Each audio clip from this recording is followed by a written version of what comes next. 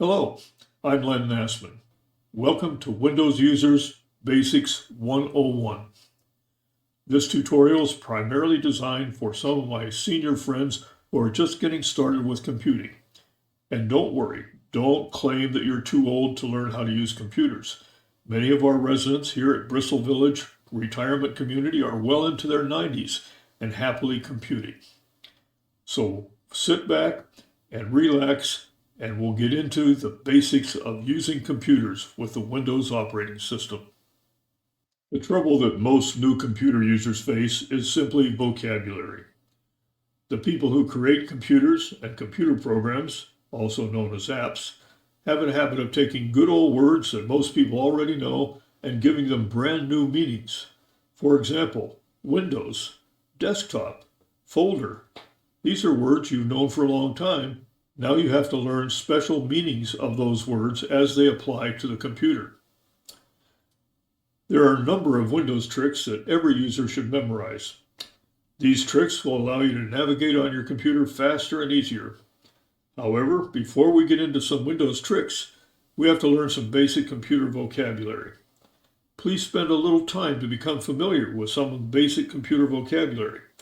If you don't spend this time, you'll probably become frustrated.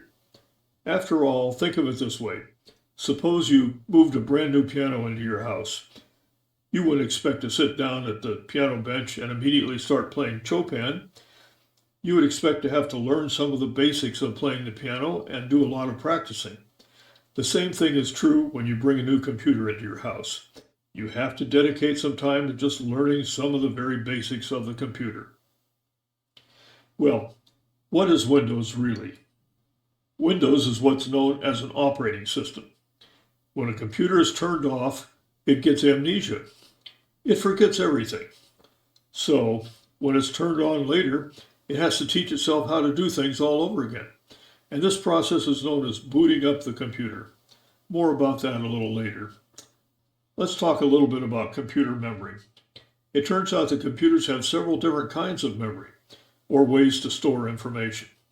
Some memory is permanent. Well, it's kind of permanent anyway. For example, stuff stored on hard drives or flash drives or memory cards is permanent. Well, permanent until the user writes new stuff all over the old stuff. When the computer's turned off, the stuff stored on hard drives or flash drives or memory cards stays put. Then there's another kind of memory called RAM, random access memory. This is sort of like an old magic slate where you can write or draw on a magic slate and it stays there until you pull up the cover sheet and everything disappears. RAM is similar to that. Words or pictures that are stored in RAM are there until the computer power is turned off, and then it disappears, just like a magic slate. The thing is that RAM is where the computer keeps everything that's important to communicate with humans and to communicate with various computer devices like printers. Well, there's another kind of memory that's more permanent. It's called ROM, R-O-M, read-only memory. ROM is actually a silicon chip that's attached to the computer's motherboard. Here you see a motherboard. And unlike RAM, the stuff stored on ROM is put there in the factory and it never changes. Words or pictures or complete computer programs are stored on a hard drive or maybe a newer SSD, solid state drive. First, a word about hard drives. Inside a hard drive case is one or more disks that, when in use, are spinning at over 5,000 or more revolutions per minute. Here's this old disk inside the hard drive with the case opened. And actually, there may be a whole stack of these disks inside this case. And then there's this arm here that swings back and forth with a head that can read or write data onto the spinning disk. So you can imagine, if you move this in and out and turn the disk once around, you can cover the entire surface of that disk with that read-write hand. The thing is, this is happening super fast, much faster than humans can deal with. Well, basically, what the computer does when it's reading and writing onto this disk is actually separating the areas of the disk into zeros and ones. You're a human and you can probably count to 9 before you run out of numbers and have to start over. 1, 2, 3, 4, 5, 6, 7, 8, 9, and then you add a 0, 10, and start over with 10, 11, 12, etc. Well, you're smarter than a computer because you can count to 10. The computer can only count to 1. And then it has to start all over again. So 1, 1, 0, 1, 1, 1, 0, 0, 1, 0, 1, 1, 1, 0, 1, 1, 1, etc. Each binary combination of ones and zeros has a decimal equivalent. For example, here's a number in binary, 0, 1, 0, 0, 0, 0, 0, 1, and that has the same value as 65 in decimal. In order for humans to be able to communicate with stupid computers, the computers only know ones and zeros, a standard code was developed. And in this code, the letter A has a decimal value of 65, which is equivalent in ones and zeros of 0, 1, 0, 0, 0, 0, 0, 1. So what's really stored on hard drives and other computer memory is a collection of ones and zeros. And for computers to communicate with humans, everything has to be translated from human language to the computer's language of ones and zeros. The good news is that this translation happens very fast, and you don't have to hold on to a translation dictionary to be able to do this translation. The computer takes care of it for you. Well, what happens when you start the computer, also known as booting up the computer?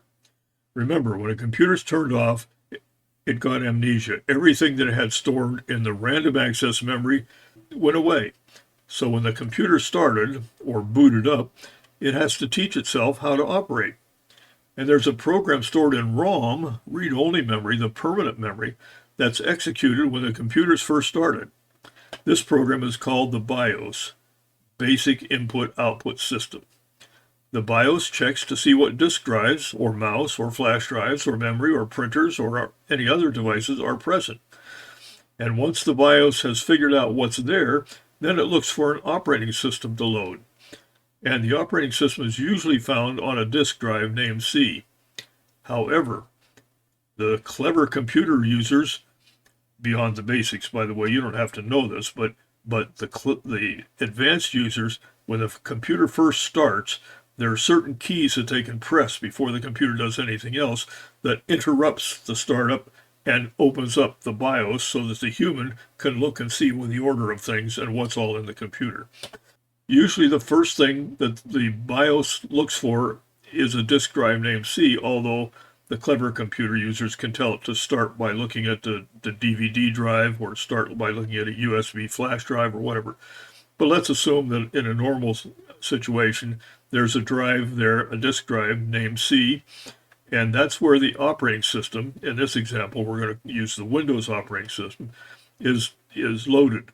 So when the computer starts up, it runs BIOS, the BIOS discovers the C, it discovers the operating system, and it loads the program called Windows, and that's where the computer learns how to interact with the user. By the way, Apple computers use a different operating system, and some computers use a free operating system called Linux. But all the operating systems do basically the same thing. They allow humans to communicate with the computer. Now let's talk about the Windows operating system. What's this business of Windows? Well, basically the computer display has a big area called the desktop. And this desktop is covered with some kind of wallpaper. The desktop in this screen capture had a bunch of pink mums, I think they were, as the flowery wallpaper.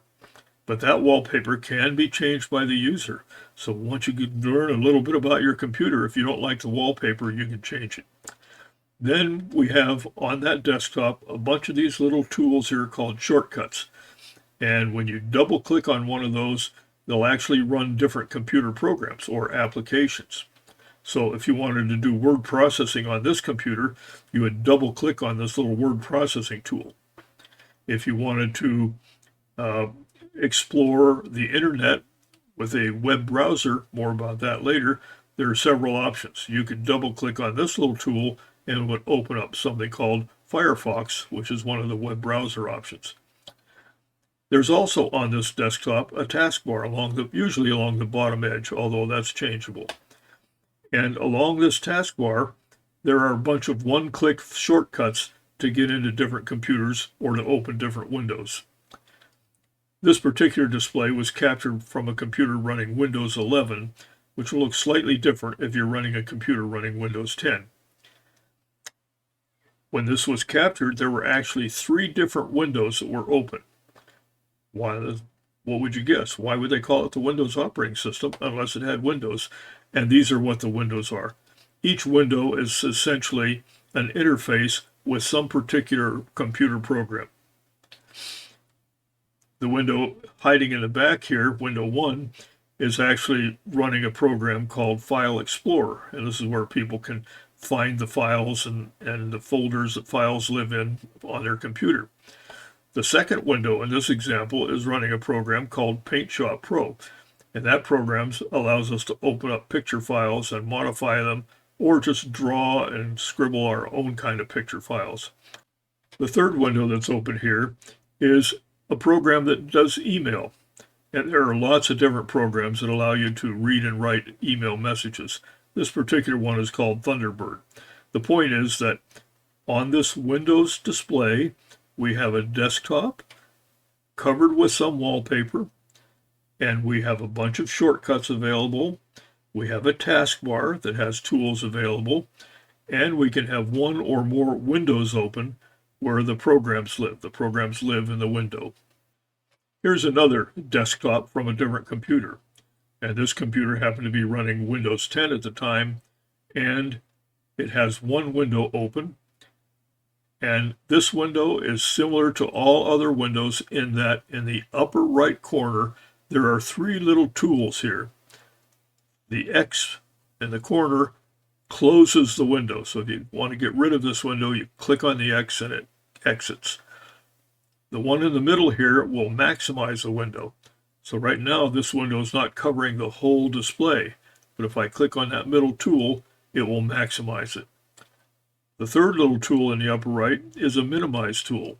And if I click on this, it'll make that window really small. So small that it'll end up a little picture down here on the taskbar.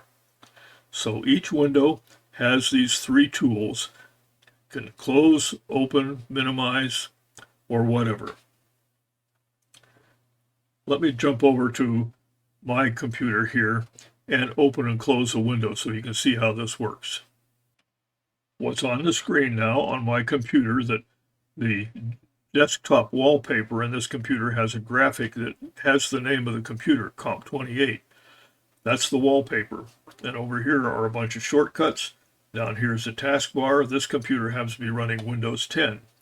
And I've opened a window here in a program called File Explorer. And File Explorer allows me to look for files and things on the computer. But I want to demonstrate these 3 tools. If I click on the minimize tool, by the way, if I hold the mouse pointer over one of these tools, a little tip will pop up and remind me of what that tool does. So if you're not sure what things do, just hold the mouse cursor on there for a little bit, it'll tell you. Minimize. So when I click on that, it just shrunk all the way down to the taskbar. And some of these tools on the taskbar have lines underneath them, and that means there are windows there that are actually shrunk down or minimized. Let's go back and see if we can maximize that one. Notice I have more than one File Explorer window open on this. I'm going to click on this one again, and that restored that window back to the size that it was before I minimized it. If I click on this tool, if the window's not filling the whole screen, if I hover here, the tool will say maximize. So I click on this. Now that same window covers the entire display. And as soon as I have this maximized, this middle tool changes to restore down. So I can shrink this window or any window down to the taskbar. I can restore it back to the size it was before I minimized it, or I can maximize it. And when it's maximized, I can again restore it back to that other size. How big is that? Well, it depends. Notice that I put the mouse cursor right on the ragged edge of that window. I get a double arrow. If I click, I can drag that side. Same thing over here. I can click and drag this side. Or I get right on the corner, I can drag height and width at the same time. So all of these windows can be resized. But no matter what size you make them, you have the choice here to minimize, maximize, or turn it down completely.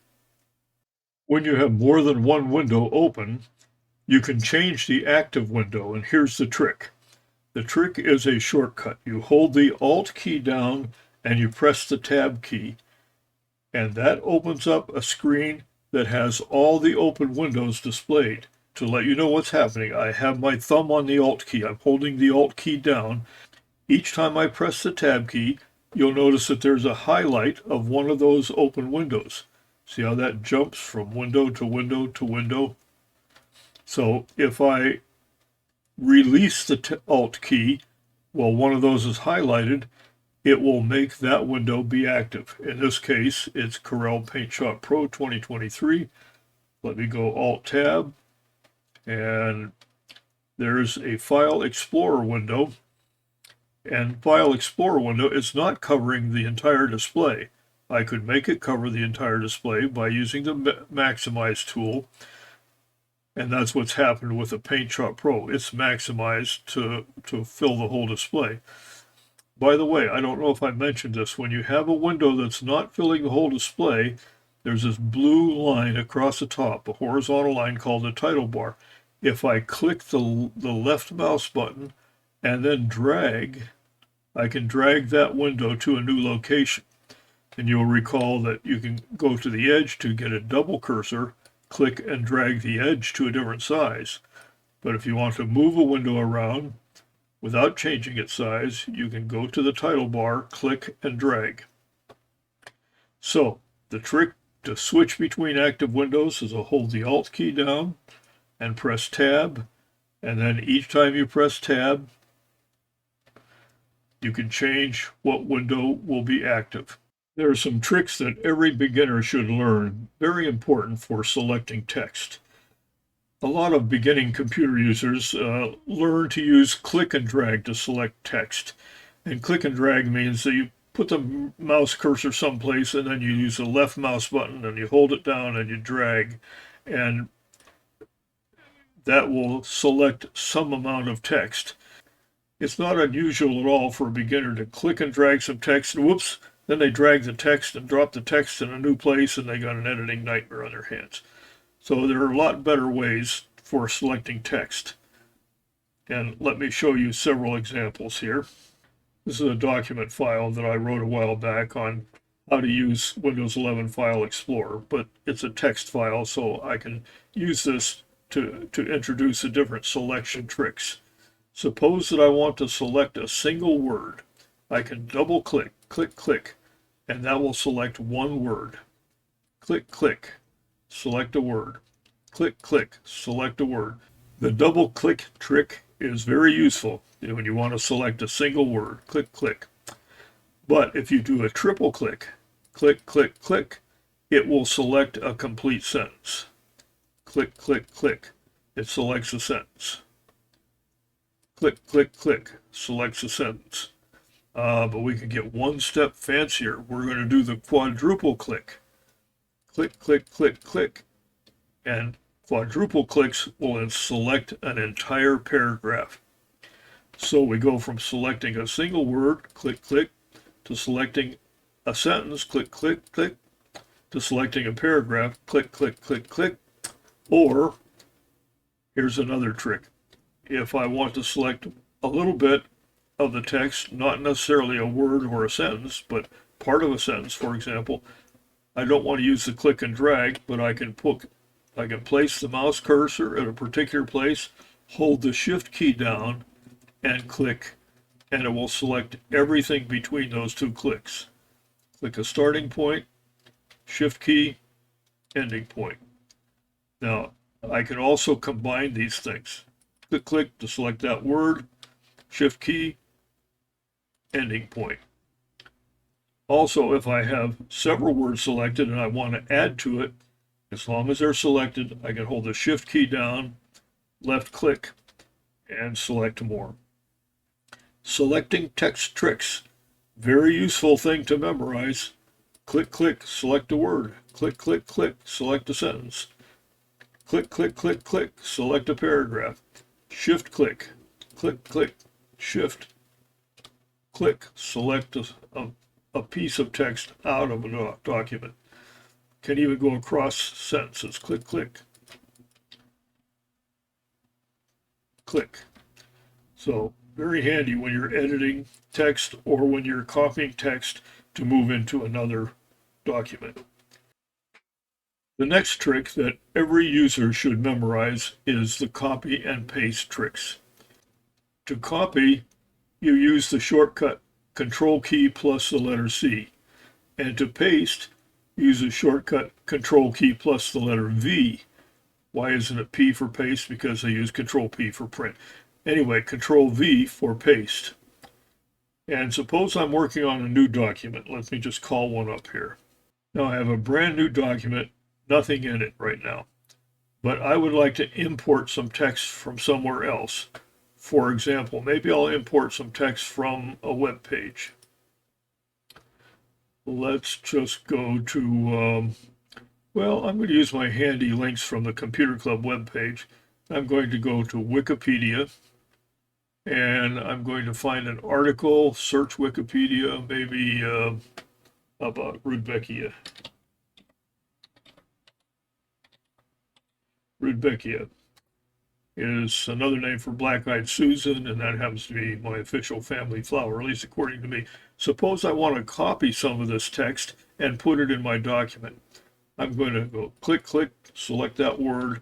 I'm going to click here to select that entire bank of text. Control C to copy. Now I Alt-Tab back to my document. Place the cursor where I want it. Control V to paste the text.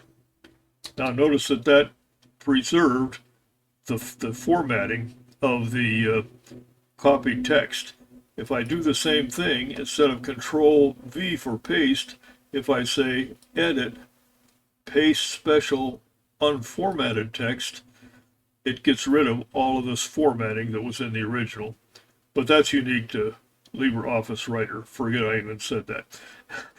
Let's do copy and paste with a different example. Suppose I want to put a picture of something in here. I'll Alt-Tab to another application. And maybe I want to take that picture. Oops, I clicked on it and it opened up the picture viewer.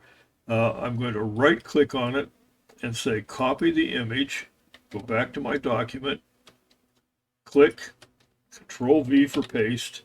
And there it is. Of course, it's bigger than I want for my document. And in this example, I can actually shrink it down and manage it a little bit. Drag it around a little bit. A lot of times, let's just delete that. A lot of times, you'll want to copy image files from the internet when you're writing something. I don't know what you're writing about. Let's just go to, close this. I'm going to go to Google Images. And in Google Images, I can search all kinds of images. Suppose that I want to do, well, it's spring, flowers, let's say flower. Let's do, and you notice all these sub choices here. I'm just going to do flower and see what comes up. You'll get all kinds of images, and Google Images even gives you categories here. We'll go along here and suppose that I want to select, oh, how about a free pink? Now, when I right-click the mouse, I'll get a context menu, and one of the things is to copy the image. But I don't want to copy this image because that's the thumbnail of that flower in Google Images. I want to go over here and right-click on the actual image, right-click, say copy the image, then go back to my document and paste the image, Control V. And it pastes it the full size, or as large as it can in this case.